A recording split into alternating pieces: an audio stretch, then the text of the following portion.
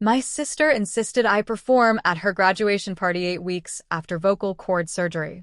You know, I once risked my entire music career, my livelihood, my voice, just to give my sister the most unforgettable graduation party of her life. And by unforgettable, I mean the kind of train wreck that makes you wonder, what the hell happened next? So, rewind a bit. I was 17, and my lifelong dream was to go to Juilliard. This was it, my big shot. The audition was set, my whole future felt like it was finally within reach. My sister, Bridget, was 19, already the golden child of the family, practically radiating perfection in our parents' eyes. The night before my audition, she pulled the ultimate betrayal. She went to our parents and flat out lied, claiming I'd been sneaking out to parties. Total fabrication. My mom, without a second thought, grounded me. She took my car keys, told me I could take the bus to the audition. But then she conveniently forgot to leave me any bus money. I woke up, alone, with no way to get there. So I walked. 8 miles. In the cold. By the time I finally reached the audition venue, I was 2 hours late. They wouldn't even let me perform. Just sent me away. That scholarship? Gone. Just like that, my only shot at music school, at the life I'd always wanted, vanished. When I got home, exhausted and heartbroken, my mom blamed me for being irresponsible. And Bridget? She just shrugged, a smug little smile playing on her lips, and said, "Maybe it's a sign you should pick a more practical career." Can you believe that? My own sister. My own mother. It was crushing. I ended up at community college, working 3 jobs just to scrape enough money together for private voice lessons. It was brutal. But here's the thing about starting from rock bottom. You learn to fight. You learn to claw your way up for every single opportunity. For 6 years, I ground. I sang at weddings for $200 a pop. I recorded demos in sketchy, rundown studios. I taught music classes to kids at the YMCA. Every week, without fail, I uploaded covers to YouTube. Nothing fancy, just me and a keyboard in my tiny apartment. Then, one of those covers, it just clicked. 4 million views in a month. It was insane. A talent scout reached out. Suddenly, I was singing backup for touring artists, then playing my own small venues, then bigger ones. Last year, I signed with a real label. My debut album was set to drop in a month, and the advance?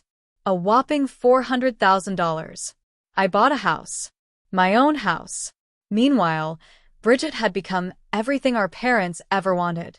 Dental degree, suburban house, 2 kids, a husband who manages a bank. She even got $80,000 from our parents for her wedding. Me? They gave me a $50 gift card. I didn't complain. I just kept my head down, kept building my career. I hadn't been to a family event in 3 years. Bridget never called to congratulate me on the record deal. Neither did my mom. The silence was deafening. Then, 2 months ago, I had vocal cord surgery. Polyps. Years of overuse had finally caught up with me. My doctor was very clear. No singing for 12 weeks, minimum, or I risked permanent damage. My voice, my career, gone forever. I was 8 weeks into recovery, couldn't even hum without pain. I posted about it online, let my fans know why I wasn't performing. Thousands of supportive messages poured in. Not a single one from my family. And then last week, Bridget called. The first time I'd heard from her in literally 18 months. She didn't ask about my surgery. Didn't ask about my album. She was getting her MBA, and her graduation party was next month. She wanted me to sing at it. Not just any song, her favorite, the one that went viral, in front of all her classmates. It would mean so much to have my famous sister perform, she gushed. I reminded her, gently, that I just had major surgery. I can't sing for another month minimum. She actually laughed. "Oh, come on," she said. "One song won't hurt. You sing for strangers all the time, but not for your own sister?" I repeated, "Bridget, I physically cannot sing right now. Doctor's orders." She called me selfish. Said I was just jealous of her achievements. An hour later, my mom called. "Your sister worked so hard for this degree," she snapped. "The least you can do is support her." I told her about the surgery again. She accused me of exaggerating, said I could surely manage one song if I really wanted to. Bridget had already told all her friends I'd be performing. I was embarrassing the family by being difficult. The calls didn't stop. Every single day. Mom, Bridget, even Bridget's husband, Justin. Just lip sync if you have to. Take some throat lozenges. Stop punishing Bridget for being successful. The sheer entitlement was staggering. They wanted me to risk my entire career, my voice, my livelihood, for Bridget's party. The same sister who had deliberately destroyed my chance at music school all those years ago. Yesterday, I'd finally had enough. I called my friend Louise, who's also my manager. I need you to come with me, I told him, to handle some family business. He knows my history with them. He didn't even hesitate. We drove 6 hours to Bridget City. The graduation party was today. A big, fancy country club. Probably cost 20 grand. We walked in just as Bridget was giving some long-winded speech about her journey and accomplishments. Her eyes landed on me, and her face lit up with this sickeningly sweet smile. She actually announced to everyone, "My sister, the recording artist, has arrived to perform." The whole room, maybe 200 people, her classmates, professors, colleagues, turned to stare. My mom was beaming, like she'd orchestrated the whole thing. I walked straight to the microphone. Bridget, still grinning, handed it to me, already pulling up the backing track on her phone. "Thank you, Bridget," I said, my voice echoing through the speakers. "But I won't be singing today, or ever, for your events." The smile vanished from her face. "See?" I continued. "When someone sabotages your Juilliard audition at 17, lies to get you grounded the night before, and costs you your only shot at music school, you learn not to sacrifice your career for them. Especially when they demand you sing 8 weeks after vocal surgery that could permanently end your career if you damage it further." I looked her dead in the eye. "But congratulations on your MBA." The color drained from her face. It was priceless. My mom, however, was seeing red. She stalked towards me and slapped me hard across the face. The shock, it was electric. A security guard immediately got between us before she could swing again. Luis, my anchor, grabbed my arm and pulled me back from the microphone. The entire country club went silent. 200 people, frozen, staring at us. Bridget's face turned from white to bright red. Her mouth opened, but nothing came out. I could hear her MBA classmates whispering, and I saw one of them holding up their phone recording. Luis kept his hand on my shoulder, guiding me towards the exit. My legs felt shaky, but I just kept walking, one foot in front of the other. The crowd parted. Someone gasped. A woman put her hand over her mouth. Bridget's husband, Justin, stood frozen by the bar, a drink halfway to his lips. Mom started yelling something behind us, but Luis didn't let me stop. We pushed through the double doors into the lobby. The country club manager looked utterly bewildered. Luis didn't slow down. He led me straight through the front entrance and into the parking lot.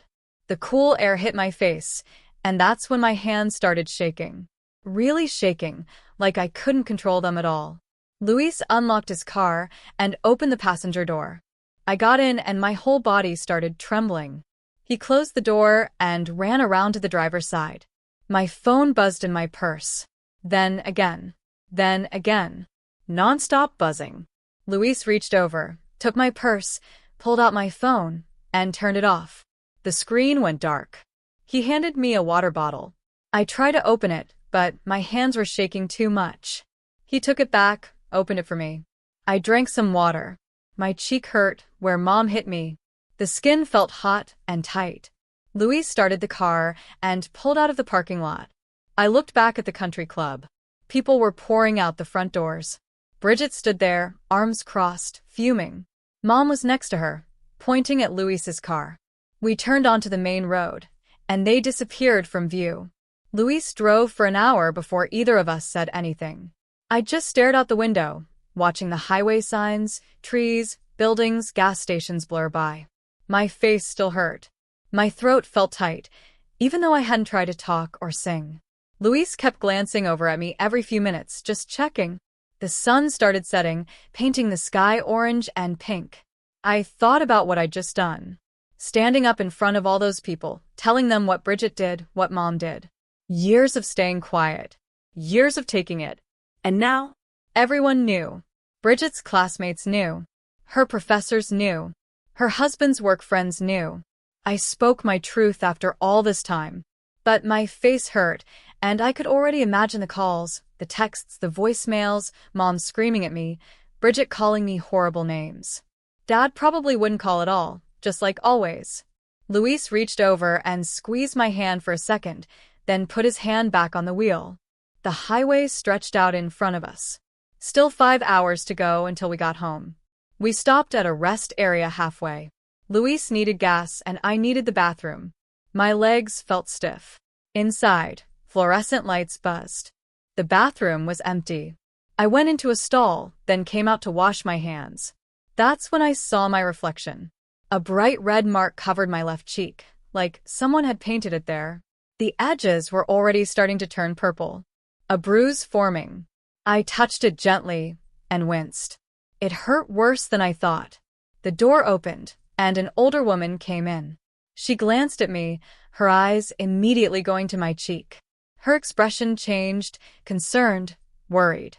I looked away, drying my hands. Luis was waiting outside the bathroom. He saw my face, and his jaw tightened. He pulled out his phone, held it up. I didn't understand at first, then he pointed at my cheek. He wanted to take a picture. Documentation. Evidence. I nodded. He took 3 photos from different angles. The flash made me blink. He put his phone away without saying why, but we both knew. Just in case. We got back in the car and drove the rest of the way home. Luis pulled into my driveway at midnight. The house was dark. I'd left in such a hurry yesterday, I forgot to leave any lights on. Luis turned off the engine but didn't move. He looked at me in the dim light from the street lamp. "I'm staying in the guest room," he said. Didn't ask, just told me. I was grateful. The adrenaline was wearing off, and I felt utterly exhausted, heavy, like my body weighed twice as much. We went inside, and I showed him the guest room. Fresh sheets were already on the bed from the last time he stayed. He said goodnight and closed the door. I went to my room, still in the dress I'd worn to the party. My phone was still off in my purse. I didn't turn it on. Didn't want to see the messages yet. My cheek throbbed. I touched it again and the pain shot through my jaw. I looked in my bathroom mirror. The bruise looked worse now, darker purple spreading across my cheekbone. I took off my dress, put on sweatpants and a t-shirt, washed my face carefully around the bruise, brushed my teeth. Went to bed. But I couldn't sleep. Just stared at the ceiling, thinking about what I'd done. What happened next. What this meant for my family, for my career, for everything. I woke up to sunlight streaming through my bedroom window. My phone was still off. I turned it on and waited for it to boot up. The screen lit up and notifications started flooding in. Missed calls, text messages, voicemails. The numbers kept climbing. 47 missed calls. Most from numbers I didn't recognize. Some from Bridget. Some from Mom. Some from Justin. I opened my texts. Bridget had sent a long message at 2 a.m. Every horrible name she could think of, calling me jealous and bitter and pathetic, saying I ruined her special day because I couldn't stand to see her succeed. She called me a failure who blamed everyone else for my problems, said I should be ashamed of myself. I deleted it without finishing. Mom left a voicemail. I played it on speaker. Her voice was cold, razor-sharp with anger. She said I was no longer welcome at family events. That I'd embarrass them in front of important people. That Bridget worked hard for her MBA and I couldn't even be supportive for one day. That she was ashamed to call me her daughter. The voicemail ended. I sat there holding my phone. My cheeks still hurt. The bruise probably looked even worse today. I got up and went to the kitchen. Luis was already making breakfast.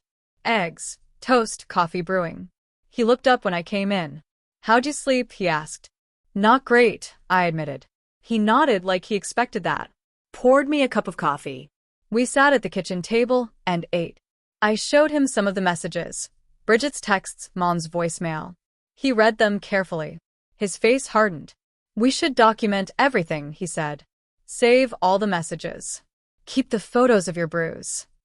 The slap happened in front of 200 witnesses. If this got worse, or if they tried to do something legally, we had evidence. I wasn't sure I wanted to go that route. Legal action against my own mother felt wrong, even after everything. But Luis said we needed to be prepared, just in case. Have everything documented, organized. I agreed. We spent the next hour screenshotting messages, organizing files, creating a timeline of events, writing down what happened at the party while it was fresh in my mind. Luis was thorough, professional. This was why he was such a good manager. My phone rang at 9 a.m. Unknown number. I almost didn't answer, but Luis nodded at me. I picked up. A woman's voice, professional. She said her name was Natalia, and she was my publicist. I'd forgotten the label assigned me. One last month. We'd only talked once. She asked if I'd seen what was happening online. I said no. She told me a video of the confrontation was circulating. Someone at the party had filmed the whole thing. Me at the microphone, telling everyone what Bridget did. Mom slapping me. Luis pulling me away. The video was posted last night and already had thousands of views, thousands of shares. People were commenting, talking about it. Natalia said she was coming over to talk about damage control. Asked for my address. I gave it to her. She said she'd be there in 2 hours. The call ended. Luis and I just stared at each other. A video. Of course, someone filmed it. Everyone has their phones out at parties now, recording everything. I felt sick. Not because I regretted what I said, but because now it was out there forever. No taking it back. No pretending it didn't happen. Natalia showed up exactly 2 hours later. She was younger than I expected, maybe 30, dressed professionally in a blazer and nice jeans. She had a laptop bag over her shoulder. Luis let her in and we sat in my living room. She opened her laptop and pulled up the video. "Want to watch it?" she asked. I said yes. She turned the screen towards me and pressed play. There I was, walking up to the microphone. Bridget handing it to me with that huge smile. Then my voice coming through the speakers, telling everyone about the Juilliard audition, the sabotage, the surgery, risking my career. The camera shook a little but caught everything. Bridget's face going pale. Mom walking toward me. The slap. The sound of it echoed in my quiet living room. Luis pulling me back. The crowd's reaction. Gasps and whispers. The video ended. Natalia closed the laptop. She looked at me. "This might actually help your career," she said, instead of hurting it. I just stared at her. She explained that people were responding with overwhelming support. The comments were calling Bridget and Mom out for their behavior, praising me for standing up to family pressure, talking about how brave I was, how real. The video had 500,000 views now. Major music blogs were picking up the story, writing articles. Natalia pulled up her phone and showed me some headlines. She said we should lean into this moment. Release a statement that's honest about my family situation and my vocal recovery. Turn this into part of my artist story instead of trying to hide it or downplay it. I sat down with Natalia and Luis at my kitchen table, laptop open between us. Natalia pulled up a blank document and asked me to tell her everything I wanted people to know. I started with the Juilliard audition. How Bridget lied. How Mom took my car keys and forgot bus money. Walking 8 miles in the cold. Missing my only shot at music school. Natalia typed while I talked. Then I told her about the surgery, the polyps, the doctor's orders for 12 weeks of no singing. How I was only 8 weeks into recovery. How singing now could permanently damage my voice. How Bridget called after 18 months of silence, demanding I perform. How the whole family pressured me for days. Natalia kept typing. Luis added details I'd forgotten. The daily phone calls, Justin's suggestion to lip sync, Mom saying I was exaggerating. When I finished, Natalia read the statement back to us. It was perfect. Direct. Honest. No drama, just facts. She asked if I wanted to add anything. I said no. She posted it on all my social media accounts, Instagram, Twitter, Facebook. We sat there, watching the screen refresh. The first like came within seconds, then 10 more, then 50. Comments started rolling in. People saying they supported me. Other musicians sharing their own family stories. Fans saying they understood why I couldn't perform. Within 20 minutes, we had 5,000 likes. 30 minutes, 15,000. An hour later, 50,000 likes and counting. The comments kept coming. Thousands of them. Artists I admired were sharing my post. Music blogs were picking it up. Natalia smiled. This is going exactly as I hoped. My phone started ringing. Unknown numbers. Natalia told me not to answer. She'd handle all media requests. Luis made coffee while we watched the numbers climb. Then my email dinged. Natalia opened it on her laptop. A journalist named Augustine Parks wanted to interview me. Natalia knew his work. He wrote for a major music magazine, long profiles about artists, deep dives into their careers and personal stories. Not gossip stuff, real journalism. She pulled up some of his past articles. They were good, thoughtful, the kind of pieces that made you understand an artist better. Natalia said, "This could be huge for your album launch.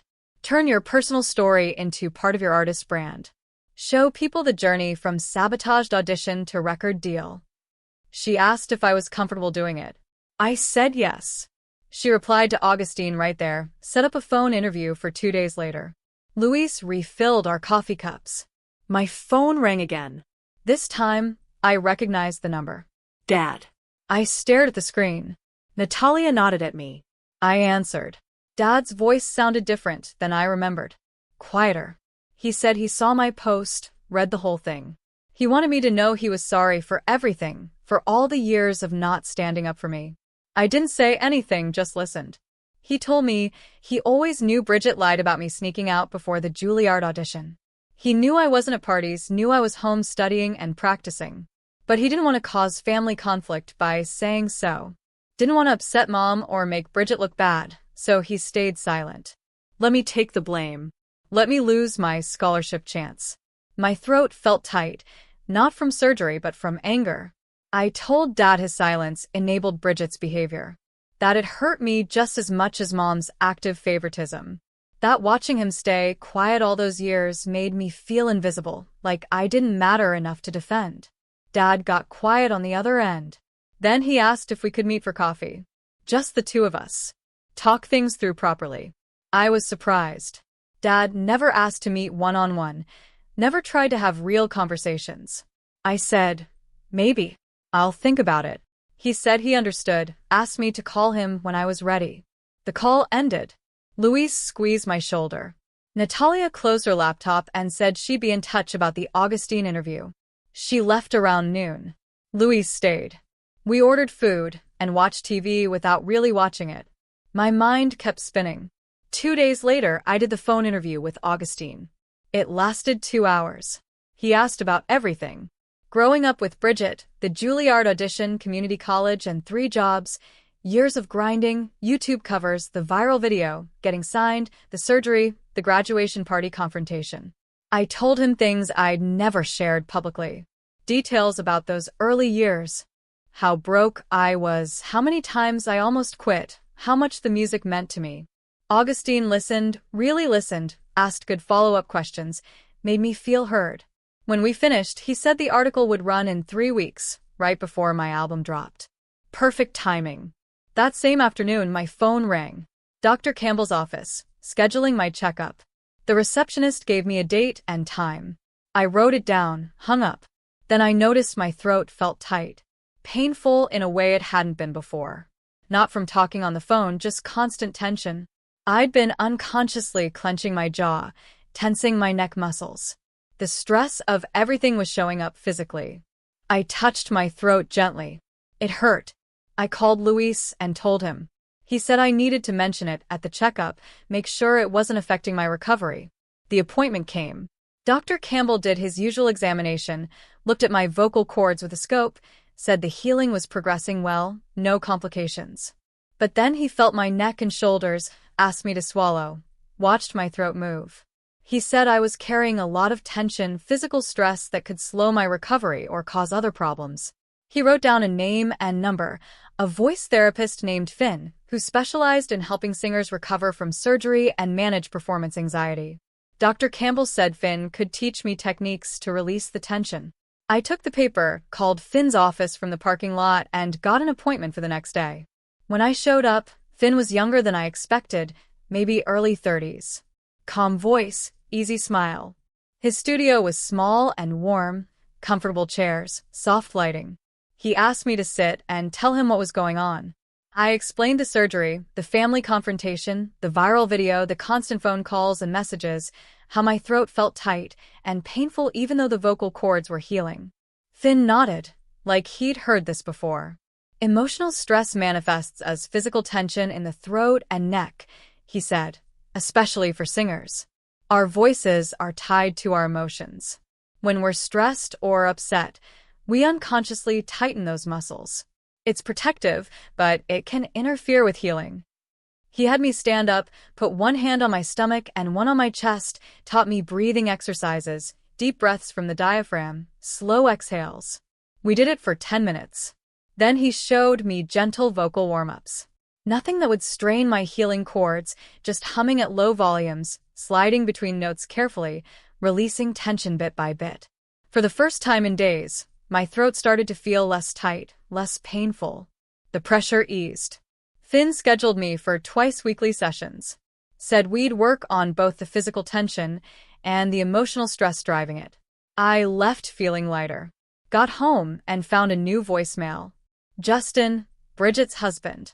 His voice was angry, loud. He said I ruined Bridget's celebration, made her look bad in front of her colleagues, that she was devastated and humiliated, that I was a selfish attention seeker who couldn't let her have one special day. The voicemail went on for 2 minutes, every word dripping with fury. I played it for Luis when he came over that evening. His jaw clenched. His protective instincts kicked in hard. He wanted to call Justin back, tear into him, defend me. I put my hand on his arm. Let it go, I told him. Engaging will only make things worse. Give them more ammunition, more reasons to play victim. Luis didn't like it, but he agreed. Deleted Justin's number from my phone so I wouldn't be tempted to respond. The next day, my phone started blowing up with notifications like crazy. The video hit 2 million views overnight. My social media was full of messages from people I didn't know. Reporters, journalists, TV producers. Everyone wanted to talk about what happened at the party. Luis came over early that morning with coffee and his laptop. He showed me the numbers. The video was everywhere. Entertainment blogs, music websites, even regular news sites were picking it up. People were sharing it with comments about toxic families and standing up for yourself. The support was overwhelming. Natalia called at 8 a.m. sharp. Her voice was excited, but controlled. She had a list. Morning shows wanted me. Podcasts wanted interviews. Entertainment programs were reaching out. She said, "We needed to be smart about this. Pick the right platform. Tell your story the right way." We spent 2 hours on the phone going through options. Some places just wanted drama. They'd twist my words, make it sensational. Others seemed more interested in the real story, my journey, how I got here. Natalia mentioned Augustine, the journalist. She said he'd reached out specifically, wanted to do a feature on me. I looked him up, read some of his articles. They were good. He let people tell their stories without making them sound fake or dramatic. He asked real questions, got real answers. I told Natalia to set it up. Augustine called me that afternoon. His voice was calm, professional. He explained what he wanted to do, a full profile, my background, the Juilliard story, building my career from nothing, the surgery, the family situation, everything. He said he wanted 2 hours on the phone, maybe more if needed, just me talking, him listening and asking questions. I agreed. We scheduled it for the next day. When Augustine called, I was nervous, but he made it easy. Started with simple questions. Where I grew up, when I started singing. He didn't rush. Let me talk. Really listened. I told him about being 17, about Bridget lying to get me grounded, about walking 8 miles to that audition and being too late, about Mom saying it was my fault, about Bridget suggesting I pick a different career. He asked how that felt. I told him the truth. It destroyed me. That scholarship was everything. My only way out, my only chance at the life I wanted. When it disappeared, I felt like my future disappeared with it. But then I got angry. I decided I'd prove them all wrong. He asked about community college, about the 3 jobs, the voice lessons I paid for myself, the YouTube covers. I told him about uploading videos every single week for years, how most got maybe 100 views, how I kept going anyway because what else could I do? Then one video hit different. 4 million views in a month. That Scout reaching out. Everything changing. Augustine wanted to know about the years between the grinding. Singing at weddings for $200, recording in sketchy studios, teaching kids at the YMCA. I described it all. The exhaustion, the doubt, the moments I almost quit. But also the small wins. The first time someone recognized me from YouTube. The first paid gig that felt real. The first time I sang my own song instead of a cover. We talked about the record deal, the album, the surgery. He asked detailed questions about the polyps, about the recovery process, about what it meant to not be able to sing for 12 weeks. I explained how scary it was, how my voice is my career, my life, everything I worked for. If the surgery didn't work, or if I damaged my cords during recovery, it could all end. Then he asked about Bridget's call, about her demanding I perform. I walked him through every conversation, every guilt trip, every manipulation. Mom saying I was exaggerating, Justin telling me to just take throat lozenges. The complete disregard for my health and career. Augustine asked why I went to the party. I told him I was done being silent. Done letting them treat me like I didn't matter. Done pretending their behavior was okay. He asked if I regretted it. I said, no. Not even a little bit. The interview lasted almost 3 hours. When we finished, I felt exhausted but good. Like I'd finally told the whole story to someone who actually cared about getting it right. A few days later, Dad texted. Asked if I'd meet him for coffee, just the 2 of us. I stared at that text for a long time. Wasn't sure I wanted to see him. Wasn't sure what he could possibly say that would matter. But I agreed. Picked a coffee shop halfway between our cities, neutral ground.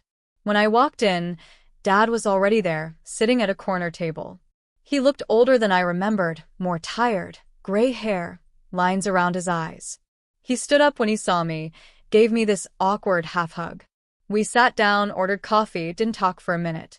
Then Dad started.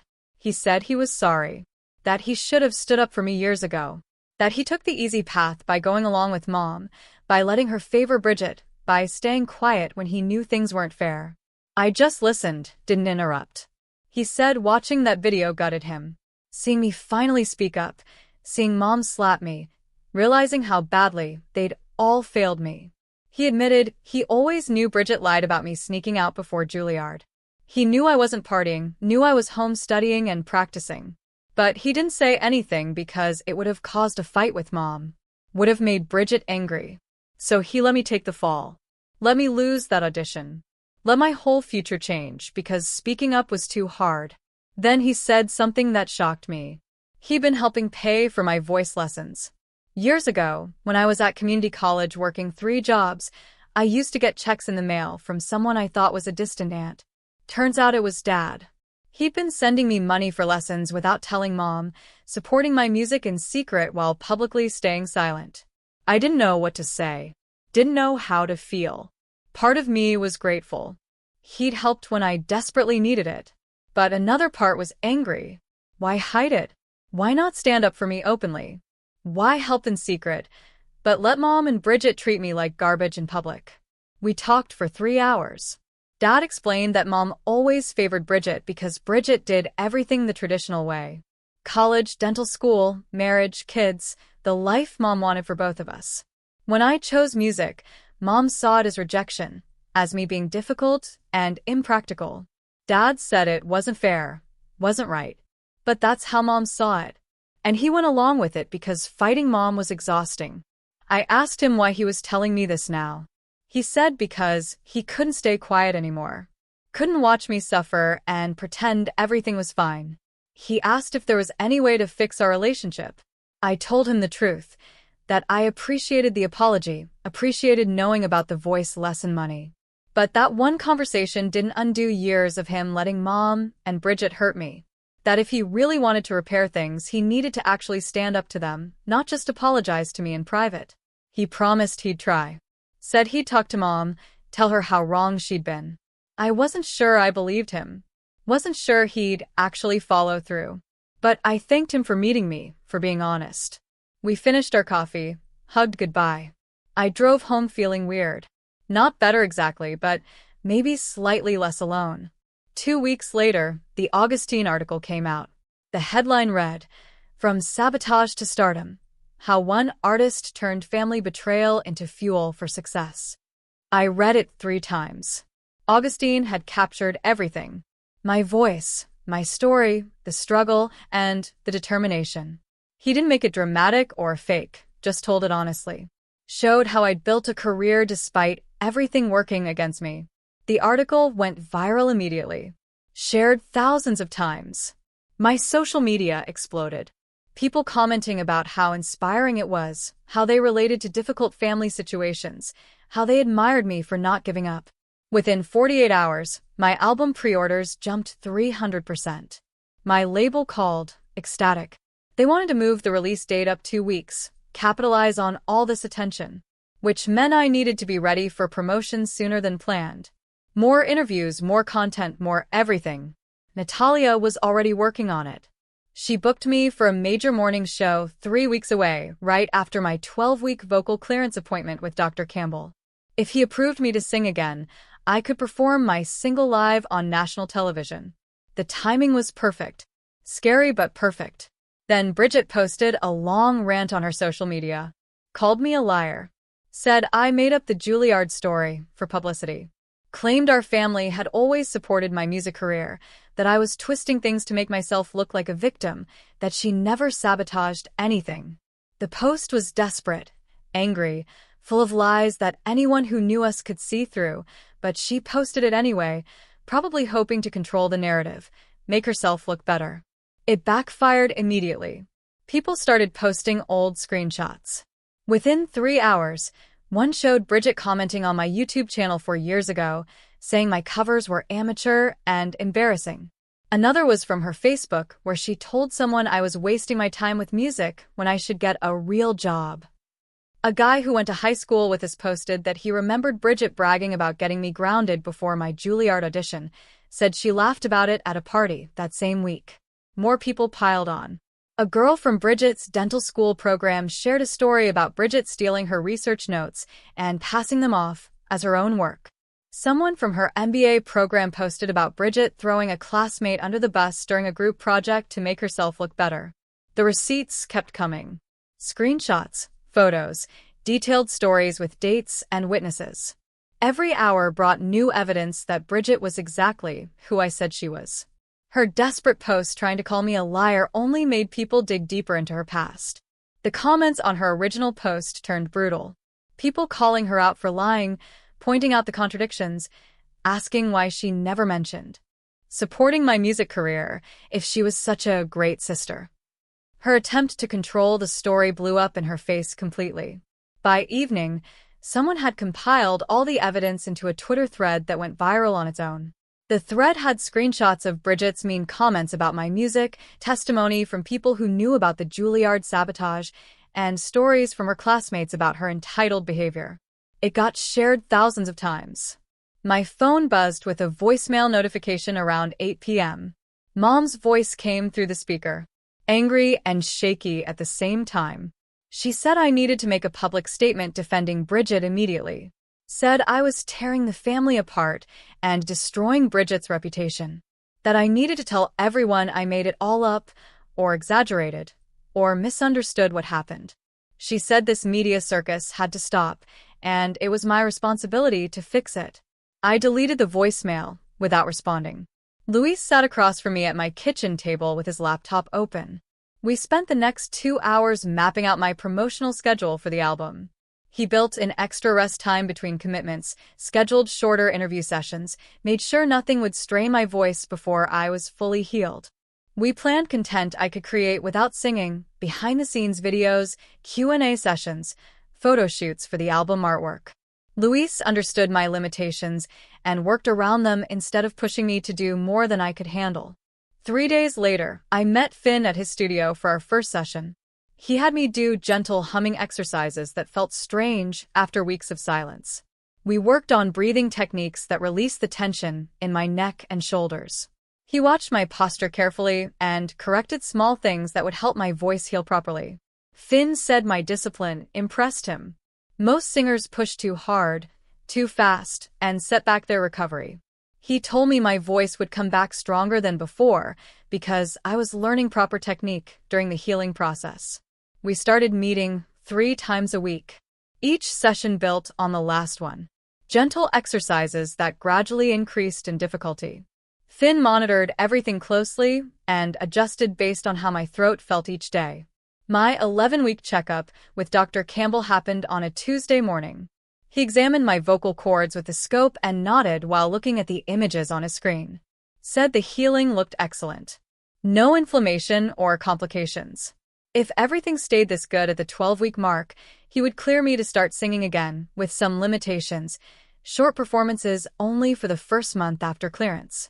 Nothing too demanding on my voice. I spent my days doing promotional work that didn't require singing. A photographer came to my house for an album cover shoot. We tried different outfits and lighting setups for 6 hours.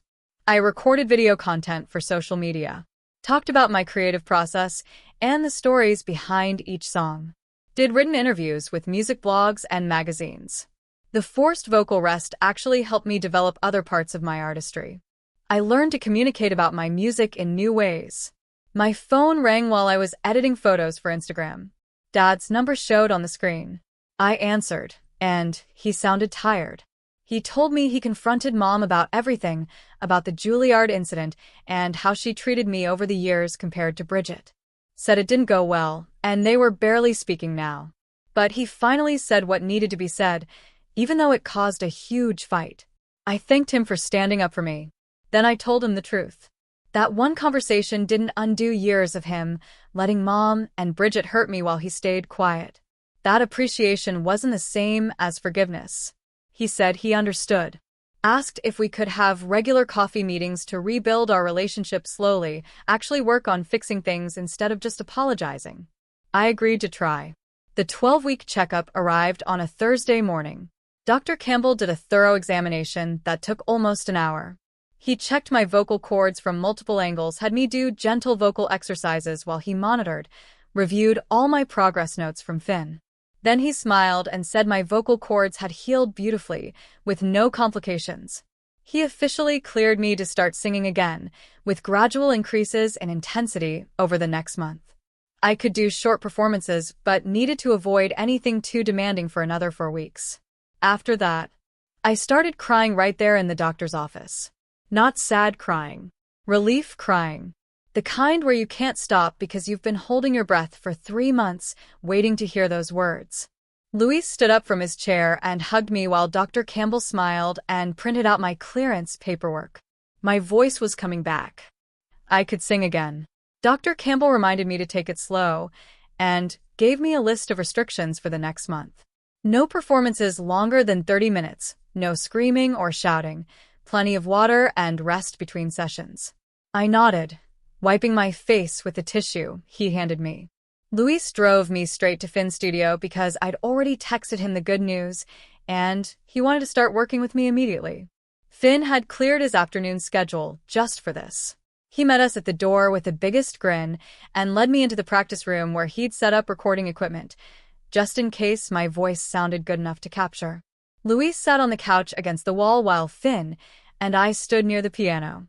Finn started with the gentlest warm-up exercises, humming first, then simple scales. My throat felt tight from nerves, but the sound that came out was clear. Different from before, but in a good way. Finn's eyes widened, and he gestured for me to keep going. We moved through progressively harder exercises, and my voice felt stronger with each one. The surgery had removed the polyps that had caused strain for years. The proper technique I learned during recovery gave me better control. My tone was clearer and richer than it had been before the surgery. Finn recorded everything and played it back for me. I barely recognized my own voice. It sounded professional, polished, like the voice of someone who'd actually made it. Luis was grinning from the couch, and Finn kept saying he couldn't believe how good I sounded after just getting clearance. We spent 2 hours in that studio, and by the end, I was singing actual songs. Short ones, with careful breath control, but real songs with lyrics and emotion. Finn recorded video of me performing, and the footage looked incredible, natural and raw and real. Natalia called while we were watching the playback, and I put her on speaker. She wanted to post the video immediately, with a caption about resilience and healing. I agreed and sent her the file. She had it posted within 20 minutes. The response was immediate and overwhelming. Hundreds of comments flooded in within the first hour.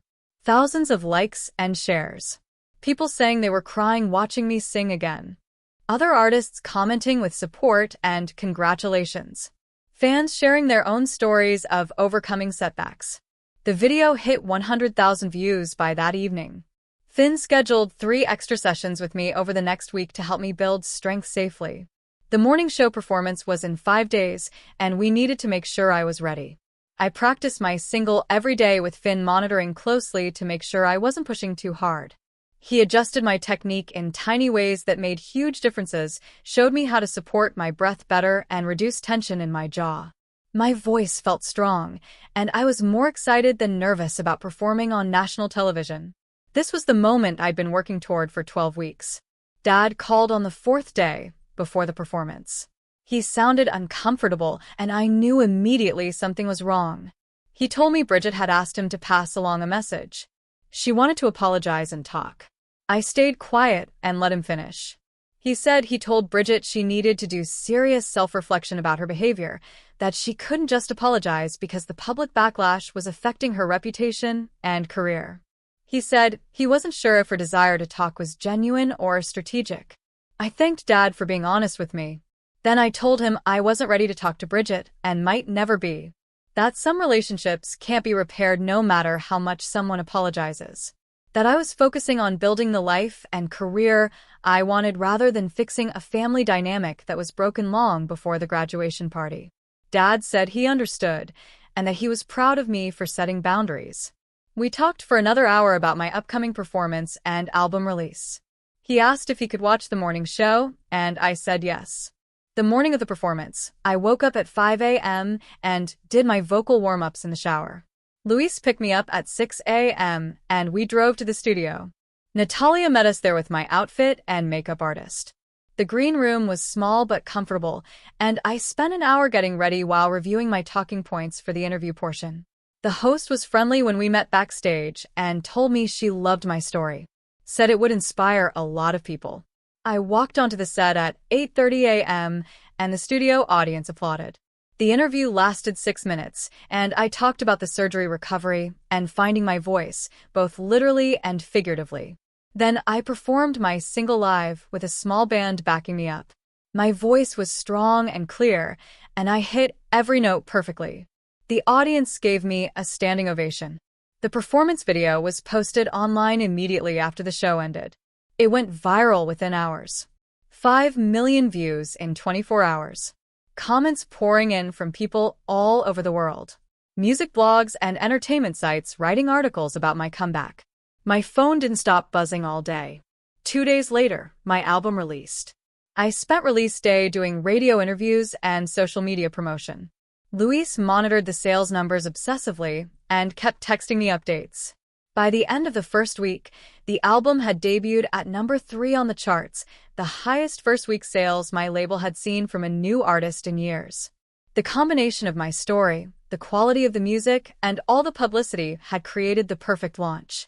My label threw a small celebration at their office, and everyone kept congratulating me.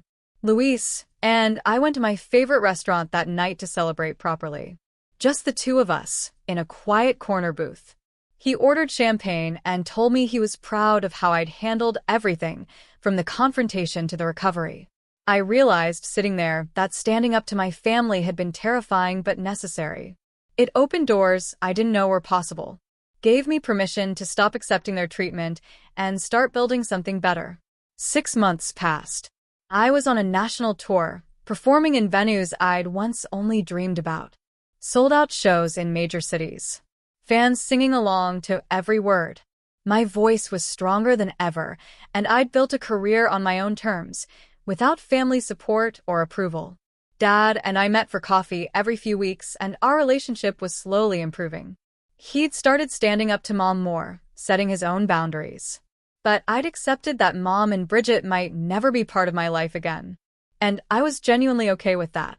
I'd found my own family in Luis and Finn and Natalia, and the fans who supported my music. People who celebrated my success instead of resenting it. Who showed up when I needed them. Who believed in me even when I didn't believe in myself. That was enough. Have you ever faced a situation where standing up for yourself, even against family, ended up being the best thing you could have done? I'd love to hear your stories in the comments below.